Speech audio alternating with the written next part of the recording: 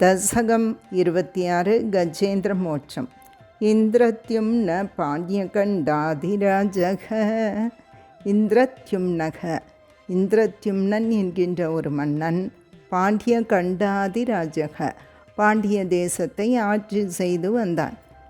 பக்தாத்மா, உன்னுடைய பக்தனாகிய அவன் சந்தனாந்திரௌ கதாச்சித் ஒரு சமயம் மலைய பர்வத மலையில் பூஜை செய்கின்றான்.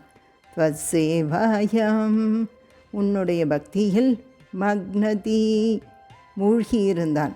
அப்பொழுது ராலுலோகே, பார்க்கக்கூட இல்லை. யாரை? நைவ அகஸ்தியம், அகஸ்தியரை. பிராப்தமாதித்ய காமம், அவர் எதற்காக வந்தார் என்றால் உன்னிடம் அதிதி உபச்சாரம் பெறுவதற்காக வந்தார் அகத்திய முனிவர். கருத்து என்னென்ன? இந்திரத்யும்னன் என்கின்ற பாண்டிய தேச ராஜா மலைய பர்வத மலையில் பகவானே உனக்கு திருவாதனம் செய்து உன்னிடம் பக்தியை செலுத்தி கொண்டு இருந்தான். பக்தியிலேயே மூழ்கியிருந்தான்.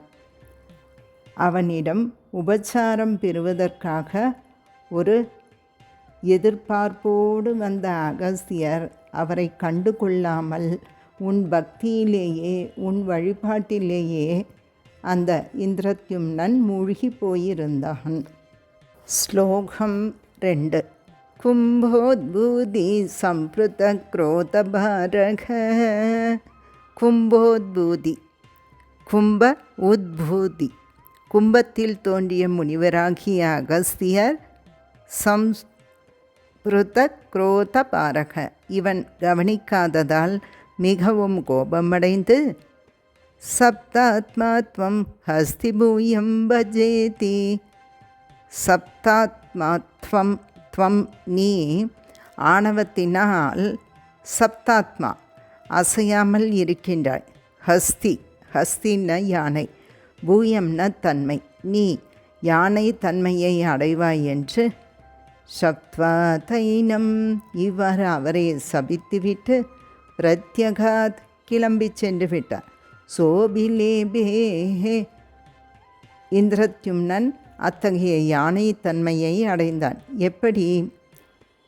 ஹஸ்தீந்திரத்வம், யானைகளின் தலைவனாக கஜேந்திரன் என்கின்ற யானையாக பிறந்தான். அப்படி பிறந்தாலும் கூட ஸ்மிருதி, உன்னுடைய நினைவு வியக்தி தெளிவாக உடையவனாக இருந்தான். தன்யம், அவன் பாக்கியவான். கருத்து என்னென்ன? குருவாயூரப்பா, கோபம் கொண்ட அகஸ்தியர் நீ மதம் பிடித்தவனாக இருக்கின்றாய், நீ யானையாக போவாய் என இந்திரத்யும்னனுக்கு சாபத்தை கொடுத்து விட்டார். இவன் யானையாக வந்தாலும் கூட கஜேந்திரன் என்கின்ற யானையாக பிறந்தான். யானைகளுக்கெல்லாம் தலைவனாக பிறந்தான். உன் மீது பக்தியை தெளிவாக செய்தான். கஜேந்திரன் யானையாக இருந்தாலும் அந்த பக்தியில் இருந்து மாறாமல் அவன் பாக்கியவனாக இருந்தான். 3வது ஸ்லோகம். துக்தாம்போதேர் மத்யபாஜி திரிகூடே. துக்தாம்போதேர், திருப்பார்கடலிலே, மத்யபாஜி, மத்தியில், திரிகூடே, திரிகூட, கிரீடன் சைலே யூதபோயம் வசாபிகி.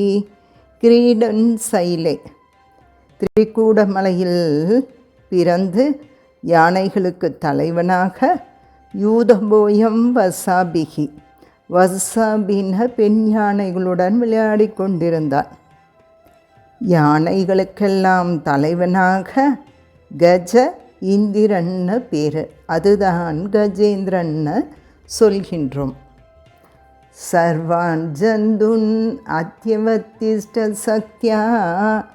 சர்வான், எல்லா, அங்கே இருந்த எல்லா, ஜந்துன் விலங்குகளும், நத்யவத்திஷ்ட சக்தியா, பலத்தினாலே சக்தியாலே நத்யவத்திஷ்ட மேம்பட்டவனாக இருந்தான். त्वत् பக்தானாம் குத்ர நோத்கர்ஷலபக. த்வத் பக்தானாம் உன்னுடைய பக்தர்களுக்கு குத்ர நோத்ஹர்ஷ, குத்ரன்ன எங்குதான், உத்கர்ஷ சிறப்பு இல்லாமல் இருக்கிறது, எங்கு சென்றாலுமே சிறப்பு.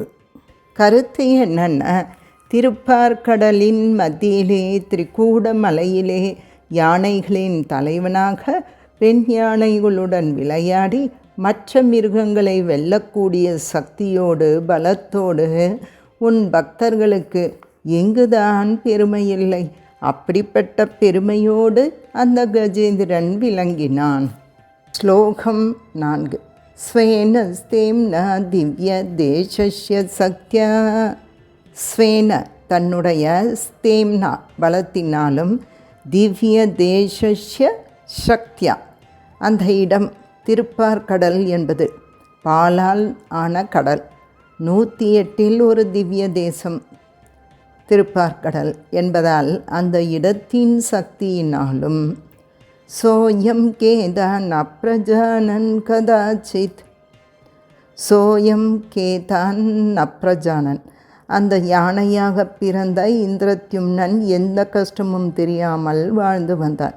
கதாச்சித் இவ்வாறு இருக்கும் பொழுது ஒரு நாள், சைல பிராந்தே கர்மதாந்த சரஸ்யாம், சைல பிராந்தே அந்த மலைப்பகுதியில் அலைந்து கொண்டிருக்கும் பொழுது, கர்மதாந்த கடுமையான வெயில் ஏற்பட்டதால், சரஸ்யாம் சரஸ்யம்ன பொய்கை, யூதை சாத்தம் த்வத் பிரணுன்னோபிரேமே, யூதை சாத்தம் மற்ற யானை கூட்டத்துடன் அவன், த்வத் குருவாயூரப்பா, பிரணுன் உன்னுடைய தூண்டுதலினால், நோபிரேமே ஒரு ஏரியில் இறங்கி விளையாடினான். கருத்து என்னென்ன, தன் பலத்தாலும் வசிக்கும் இடத்தின் தன்மையாலும் கஷ்டமே தெரியாமல் வாழ்ந்துவிட்டான் கஜேந்திரன். திடீரென ஒரு நாள் அந்த மலைச்சரிவில் வெயில் வாட்டியதாலே மற்ற யானைகளுடன் அந்த பொய்கையினுள்ளே, குருவாயூரப்பா உன்னுடைய தூண்டுதலினாலே பொய்கைக்குள் இறங்கிவிட்டான். ஸ்லோகம் 5. ஹூஹூஸ்தாவத் தேவலக்ஷ்யாபிசாபத், ஹூஹூஸ்தாவத் தாவத் அப்பொழுது இந்த யானை இறங்கிய வேளையிலே ஹூஹூஸ் என்கின்ற கந்தர்வன் இருந்தான். தேவலக்ஷ்யாபி சாபத் தேவலன் என்கின்ற முனிவருடைய சாபத்தாலே அங்கே இருந்தான். கிராகி பூதஸ்தலே வர்த்தமானக, கிராகின இழுக்கக்கூடிய, முதலை உருவத்தில் கடித்து இழுக்கக்கூடிய முதலையாக, தஜலே வர்த்தமானக அங்கே வாழ்ந்து வந்தான். இந்த ஹூஹூ என்பவன் யார்? ஹூஹூ என்கின்ற கந்தர்வன் தேவலர் என்னும் முனிவர் ஆகாச கங்கையில் நீராட போனார். அப்பொழுது இவன் அந்த ஹூஹூ கந்தர்வன் என்ன செய்தான்னா, ஆடை அணியாமல் தேவலோக பெண்களோடு அங்கே கூத்தாடி கொண்டிருந்தான்.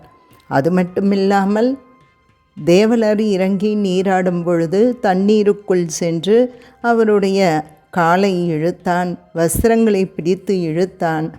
அதனால் கோபமடைந்த தேவலர் இவனுக்கு முதலையாக பிறப்பாய் என சாபத்தை தந்தார். கிராகி பூதஸ்தலே வர்த்தமானக, முதலை உருவத்தில் கடித்து இழுக்கக்கூடிய முதலையாக அங்கே வாழ்ந்து வந்தான்.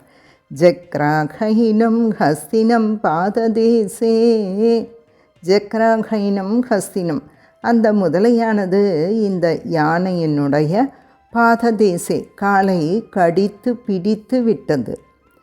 சாந்தியர்த்தம் ஹி சாந்திதோசி ஸ்வகானாம், சாந்தியர்த்தம் ஹி நன்மை செய்வதற்காகவே, சாந்திதோசி ஸ்வகானாம் உன்னுடைய பக்தர்களுக்கு நீ கஷ்டத்தை கொடுக்கின்றாய் குருவாயூரப்பா. இதன் கருத்து என்னென்ன, ஹூஹூ என்கின்ற கந்தர்வன் தேவலன் முனிவர் சாபத்தாலே முதலையாக தண்ணீரில் வசித்தவன். யானையின் பாதத்தை பிடித்து கொண்டான். குருவாயூரப்பா, நன்மைக்காக தான் நீ அடியார்களுக்கு கஷ்டத்தை தருகின்றாய். என்ன, கஜேந்திரனுக்கு மோட்சம் தரப்போகின்றாய். அதற்காக ஒரு காரணமாக இப்படி ஒரு கஷ்டத்தை நீ கஜேந்திரனுக்கு கொடுத்தாய். 6வது ஸ்லோகம். த்வசேவாயா வைபவ துர்நிரோதம். த்வசேவாயா வைபவத், உன்னுடைய பக்தியின் பெருமையினால் துர்நிரோதம், அவன் தளர்ச்சி ஏதும் இல்லாமல் யுத்தியந்தம் தம், அந்த யானையானது முதலையுடன் யுத்தம் செய்து வந்தது. எவ்வளவு நாட்கள்? வத்சராணம் சகஸ்ரம், சகஸ்ரம்னா 1000, வத்சராணம் வருடங்கள் அது போர் புரிந்தது. பிராப்தே காலே த்வத்பதை கார்க்கிய சித்தியை.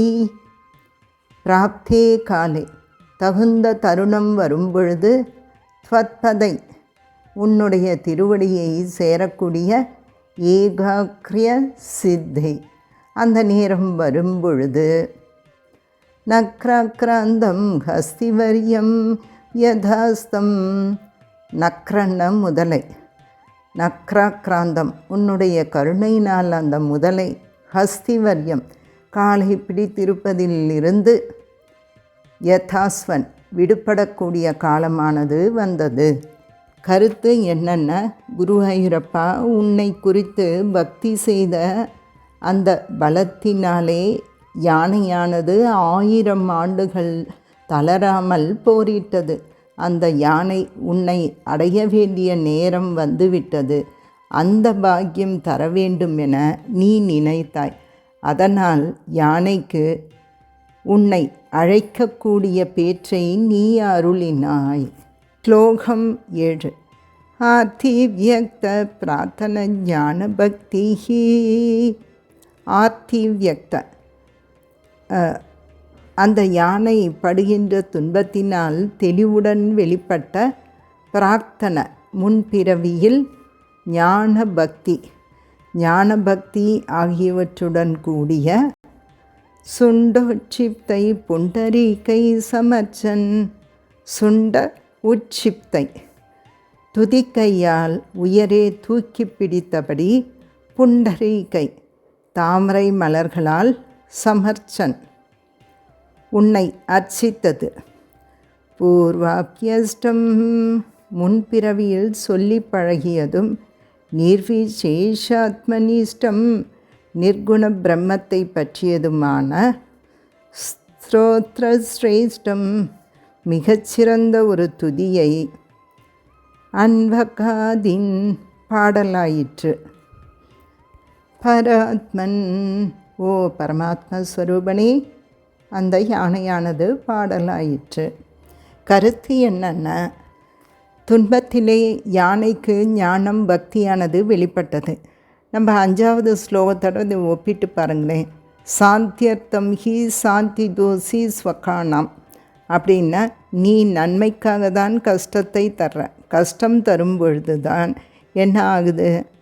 இப்போ இங்கே ஆர்த்திவ்யக்த ஞான பக்தி, அந்த ஞானம் பக்தியெல்லாம் நன்கு வெளிப்பட்டு விட்டது. தும்பிக்கையாலே தாமரையை உயர்த்தி பகவான் மீது சமர்ப்பித்தபடி முன் ஜென்மத்தில் சேகரித்த ஞானத்தை கொண்டு உனக்குரிய திருமேனி அலங்காரம் சொல்லாமல் உன் ஸ்வரூப குணங்களை மட்டும் சொல்லி, பெருமைகளை மட்டும் சொல்லி, அது அந்த யானையானது உன்னை ஸ்துதி செய்தது. குருவாயூரப்பா. 8வது ஸ்லோகம். ஸ்ருத்வா ஸ்தோத்ரம் நிர்குணஸ்தம் சமஸ்தம்.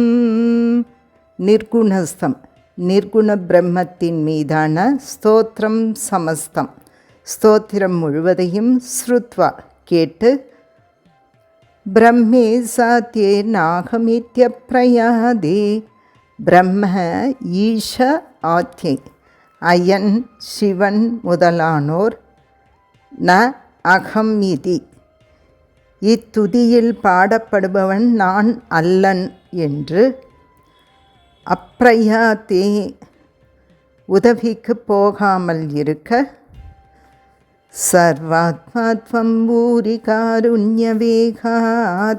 சர்வ ஆத்மாத்வம் எல்லா உயிர்களினுடையவும் ஆத்மாவாகிய நீ. பூரி காருண்ய வேகாத் நிறைந்த கருணையினால் விரைந்து. தாக்ஷாரூடம் கருடனின் மீது. புரஸ்தாத் அந்த யானையின் எதிரில். பிரேட்சிதோபூத் காட்சி அளித்தாய். கருத்து என்னென்ன? பிரம்மதேவன், சிவன் முதலியவர்கள் நிர்குண பிரம்மத்தை பற்றிய ஸ்தோத்திரம் முழுவதையும் கேட்டு அது நான் இல்லை என்று அருகில் செல்லவில்லை. அப்பொழுது அனைத்திலும் வியாபித்திருக்கும் நீயே அளவற்ற அருளின் வேகத்தால் கருடனின் மீது ஏறிக்கொண்டு அந்த யானையின் முன்னே தோன்றினாய். ஸ்லோகம் 9. ஹஸ்தீந்திரம் தம் ஹஸ்தபத்மேன திருப்த்வா. ஹஸ்தீந்திரம் தம் அந்த யானைகளின் தலைவனான கஜேந்திரன். ஹஸ்தபத்மேன திருப்த்வா குருவாயூரப்பா உன்னுடைய தாமரை போன்ற கைகளினால் பிடித்து இழுத்து வெளியே கொண்டு வந்தாய். சக்ரேணத்வம் நக்ரவர்யம் யதாரி. சக்ரேணத்வம் உன்னுடைய சுதர்சன சக்கரத்தினால் நீ நக்ரவர்யம் முதலையினுடைய யதாரி கழுத்தை அறுத்தாய். கந்தர்வேஸ்மின் முக்த சாபேசஹஸ்தி. கந்தர்வேஸ்மின் முக்த சாபே அந்த கந்தர்வன் அப்பொழுதே சாபம் விமோசனமானது அடைந்து விட்டான். சஹஸ்தி அதன் பின்னர் அந்த யானையானது த்வஸ்ஸரூப்யம் பிராப்யதே தீப்யதே ஸ்ம. த்வஸ்ஸரூப்யம் பிராப்ய உன்னை போல் வடிவமடைந்து தேதீப்ய தேஸ்ம ஒளி வீசினான். கருத்து என்னென்ன? நீ யானையை கைகளால் இழுத்து வெளியே கொண்டு வந்து அதன் பின் சக்கராயுதத்தால் முதலையை முடித்தாய். முதலை முதலில் சாபமானது நீங்கி கந்தர்வ வடிவில் மேலே போனது. அதன் பின்னர்தான் யானை உன் அருளாலே உன்னை போலவே ஒரு வடிவத்தை பெற்றது என்கின்றார் பட்டத்ரி. ஸ்லோகம் 10. ஏதத் விருத்தம் துவாஞ்சமாஞ்ச பிரகேயோ. ஏதத் விருத்தம் இந்த கஜேந்திர மோட்ச கதையை துவாஞ்ச மாஞ்ச. துவாஞ்ச கஜேந்திரனாகிய உன்னையும் மாஞ்ச ஹரியாகிய என்னையும் பிரகே நினைத்து விடியற்காலையில் கண் விழித்து காயேத் யாரெல்லாம் படிக்கின்றார்களோ துதிக்கின்றார்களோ காயே சோயம் பூயசே ஸ்ரேயசே ஸ்யாத். காயேத் யாரெல்லாம் படிக்கின்றார்களோ துதிக்கின்றார்களோ சோயம் அவர்கள் பூயசே ஸ்ரேயசே ஸ்யாத் நற்கதியை அடைவார்கள். இத்யுத்வைனம் தேன சார்த்தம் கதஸ்வம். இத்யுத்வைனம் தேன சார்த்தம் கதஸ்வம் இவ்வாறு சொல்லிவிட்டு நீ அந்த யானையுடன் திஷ்யம் விஷ்ணு பாகிவாதாலயேஷ. திஷ்யம் கஜேந்திரனை கருட வாகனத்தில் அமர்த்தி உன்னுடைய இருப்பிடமாகிய வைகுண்டத்திற்கு அழைத்து சென்றாய். விஷ்ணு எங்கும் நிறைந்திருக்கக்கூடிய குருவாயூரப்பா பாகி என்னை காப்பாற்று. வாதால ஏச குருவாயூரப்பா என்று பட்டத்திரி இந்த ஸ்லோகத்தை முடிக்கின்றார். கருத்து என்னென்ன? குருவாயூரப்பா அந்த யானையிடம் கஜேந்திர மோட்சத்தையும் கஜேந்திரனையும் பகவானையும் யாரெல்லாம் காலையில் நினைக்கின்றார்களோ எல்லோரும் எல்லா க்ஷேமம் பெறுவார்கள் என சொல்லிவிட்டு யானையை நீயே வைகுண்டம் அழைத்து சென்றாயே, நீ எப்பொழுதும் என்னை காத்தருள்க என பிரார்த்தித்து நிறைவு செய்கின்றார். சர்வம் கிருஷ்ணார்ப்பணம்.